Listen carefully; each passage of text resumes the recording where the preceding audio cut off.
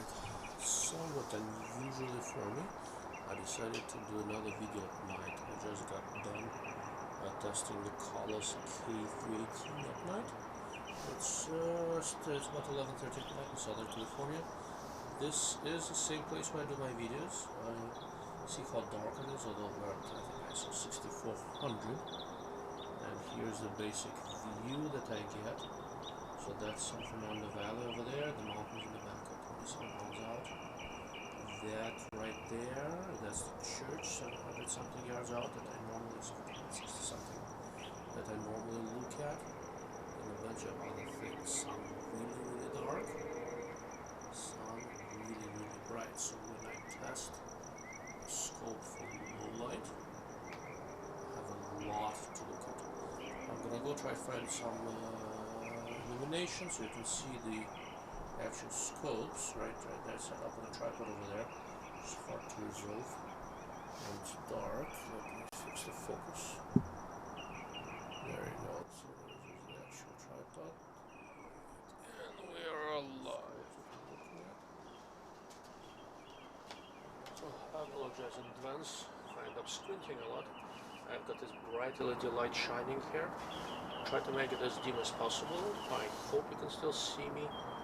More importantly, I hope you can hear me. So I'm here to talk primarily about two scopes. A KahlesK318, which is a 3.5 to 18 by 50 compact ultra short. See how short this is, a rifle scope. And Tangent Theta, that's this guy here, it's my scope. TT315M, a 30mm version of Tangent's 3 to 15 by 50. If you basically look at the size, you'll see the Kahles is probably about an inch shorter, maybe 1.2 inches, something like that. I've got a few other scopes here, Delta Striker, 4.5 to 30 by 50 with locking turrets. I'm wrapping up my review on that. A 5 to 50 Striker, and I have a Miopta Star 3 to 12 by 56. I'm about to send it back to Miopta, that has the new dichroic radical in it. My interest in this scope is primarily because it's a really nice low-light scope. I'm here to do a low-light test. I already did the data link test, and I just finished with the low-light evaluation. I've got a short video clip that I think that you saw in the beginning of this video. Kind of shows you what I see from the upper deck of my house, and I see a good part of Southern Valley. Let me set it back up. So basically I come out here at night, it's quarter to midnight right now, and look at scopes. I'll try to keep this short, because I just came back from a work trip where I had a sinus infection, so it was miserable and I'm tired and sick, generally irritated. So let's talk about how the Kahles stacks up. I've talked about the Tangent Theta a lot over the last couple of years. It's still my favorite overall scope. But I like compact scopes that top out between 15 and 18 power, thereabouts. And I wanted to look at the Kahles. Kahles is smaller, physically smaller than the Tangent Theta, but it is a little bit heavier. Also, this goes to 18 power. Tangent Theta only goes to 15. But on the flip side of the coin, on the low end, this only goes to 3.5, and even at 3.5. The field of view is comparatively narrow. First, so for the basic optics assessment, the K318 is an exceedingly nice scope. Is it the best ultra short out there right now? Maybe, definitely one of the top 3. Is it optically better than the Tangent Theta? No, it's not. Is it closer generally than the K624, the previous K312 were? Yeah, I think this is an improved optic, but Kahles is making all new compromises with this new line of scopes. So the 3 to 18, 3.5 to 18, and the 5 to 25, and a 10 to 50 are based on Kahles's new erector system, the 5-power erector ratio versus the 4-power before. So it's a pretty new design. And traditionally Kahles was really famous for having really wide field of view, and with this new erector they gave up on that. The field of view of this scope is comparatively narrow, narrower than the competition, a lot narrower than a Tangent Theta, for example. To quantify that somewhat, so you get about the same field of view with a Kahles at about 12.5, 12.6 power as you do with a Tangent on a 15 power. It's a significant difference, and it tracks all the way down. If you look through the Kahles, one of the things you see, so there's an image in front of you, then there is a black ring, and there's another sort of a black ring, and they look slightly different because what you're seeing is one of the field stops, I think. So it sounds to me like Kahles has constricted the field of view a little bit to cut down on aberrations somewhat, and to make sure the scope doesn't tunnel. The scope does not tunnel, but there is a narrow field of view. The Tangent Theta doesn't really tunnel either. It's between like 3 and 3.2. There's a slight bit of tunneling you can induce, but generally a much wider field of view. So more on the colors. During the day when I looked at it, the image quality to me looks to be much improved over the previous generation, especially in terms of control of chromatic aberration. It is quite good. There is still chromatic aberration you see. It's a little bit more than I see in a Tangent, or I would say the Minoxes, stuff like that, but it is very good. It's definitely an alpha level scope. There's no question that this is optically excellent. Right. I didn't do too much tracking. It's a friend of mine's scope who I think did. I did take it to work, put it up in a collimator, and did tracking for about 15 milliradians. It is very slightly off. To get 15 milliradian elevation change, I have to dial 14.8 milliradian, but it's extremely consistent in that, and it's not like it skips a click. It's just very slight gradual change, and that would not bother me, right? If I shoot the scope, I shoot it a lot. I know what's what, right? Yeah, I write down the dope table in terms of this scope, and it's close enough where I would not have too much of a problem. On the other hand, for people who have to routinely dial 50 milliradian and go from scope to scope, 0.2 milliradian in distance is a big deal, right? But for me, it doesn't get a rise out of me, but it's there, so I should mention it. Right, Tangent, for example, does not have 50 milliradian. It's a dual turn, 6 milliradian per turn, so 12 total, and 12 is exactly 12. But like I can't do 15 with the trying to do 15 with the Tangent. I have to do 2 turns and then use the reticle, which I can do and I've done, but it's not quite the same. The turret on the Kahles is really nice clicks. It's very good. It's very solid. Like it a lot. It's 50 milliradian per turn, which for me is a little much.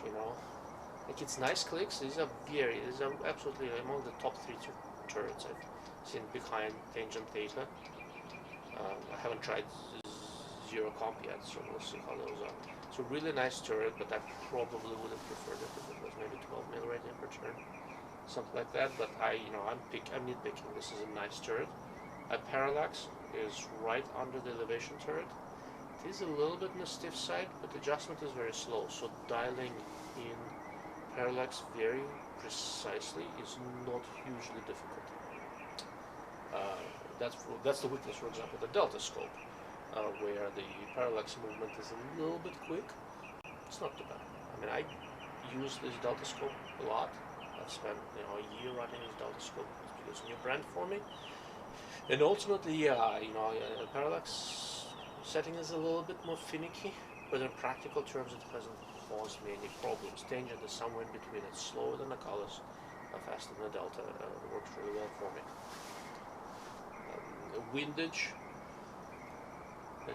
Windage turret on the Kahles has this weird ass thingy. On the outside, it's like a spinning disc. Presumably, if you accidentally bump it, the disc spins, the turret doesn't shift. I haven't had a chance to test it, but the turret is also quite good. Nice clicks, not as good as the elevation turret on this one. On this scope, elevation is much more distinct clicks, which is fine for me, right? My preferred operating mode is to really not dial in, which I dial elevation, I vote for wind. The reticle in the Kahles is the SKMR3. It's a tree reticle with lines, so really competent, thoroughly more in reticle. Is it my favorite? No. Is anything wrong with it? Also no. I prefer reticles with dots. This KMR 3 has lines. Okay. That would not bug me in the slightest. But it works really well. The reticle illumination is well calibrated, so the continuous rheostat variety seems to work nicely. So going back to the optics, in terms of resolution and contrast, the Kahles is almost on par with the Tangent. Up there, not quite, but it's close. It's very, very, very nice. The biggest real optical flaws of the Kahles really is just the field of view.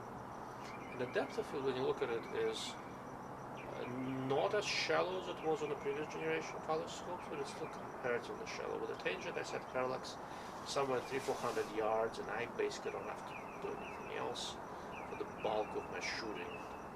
With Kahles, when I messed with it, I have to do more because the depth of field is shallower, so it's not like I can just set it at 300-400 yards around the course.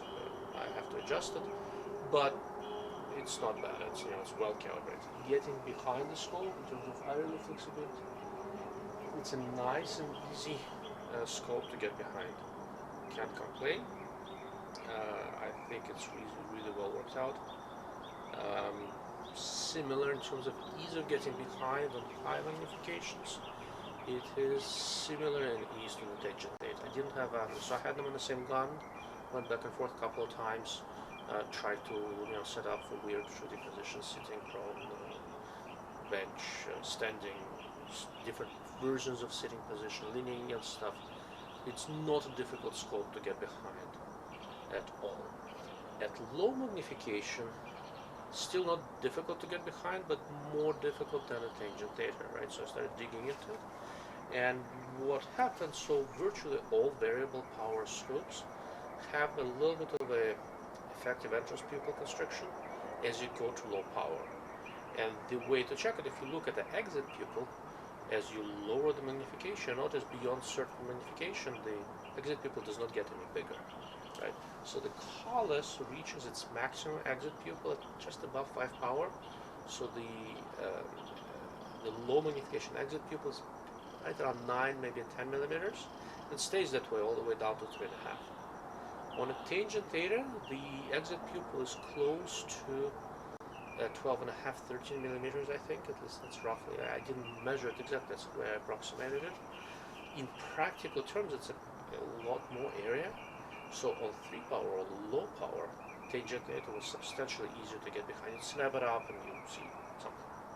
Now, the side effect of that, you can move your eye more, you can pick up more distortion if you're at the edge, but I can get on target faster.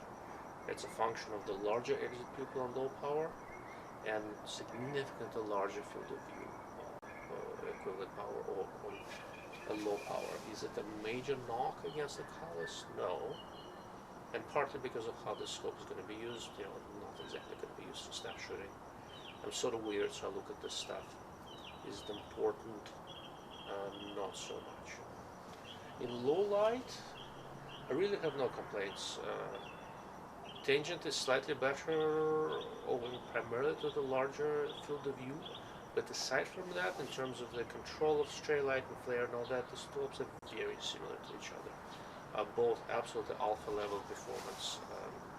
I've compared Tangent to a bunch of other stuff out there. It's absolutely as good as anything else with the same objective lens. And Kahles is up there as well, so there's no real difference. So the more I look at these two scopes side by side, the more it really boils down to both are really competent designs, and the only real weaknesses of the Kahles are not major, minor weaknesses is really the field of view and depth of field. That's basically it. Mechanically, I don't see any real issues with it. Very slight offset once you get to extended elevation travel. The way I shoot it wouldn't get a rise out of me, and I don't know if it's consistent scope to scope. If it's just this one, probably just this one. But the Kahles is short, and it's a big deal, and making a scope short is a compromise. So what is more important to you? It's a tough call, right? Am I gonna get the Kahles and replace my Tangent Theta? No. But I would not feel in any way under-equipped with this Kahles. Really nice scope. It's a shame I don't have the Duplo Mark V with me, but I think the K318, based on my recollection, is a substantially better scope than the Mark V 3.6 to 18 by 44, which is a fairly direct competitor, being also very short and compact. But Kahles is also more expensive, so it's really not fully unexpected. Anyhow, that having been said, I'm going to wrap this up. It's my first low light video. I hope it worked out well. I switched to new manual focus lens. It's fairly bright, and the camera should be running very high. So let's see what the video looks like, and I will go from there. Once again, thank you for watching. I really appreciate your time. If you have any questions, ask in the comments, contact me through the website. I'll be more than happy to answer if I can.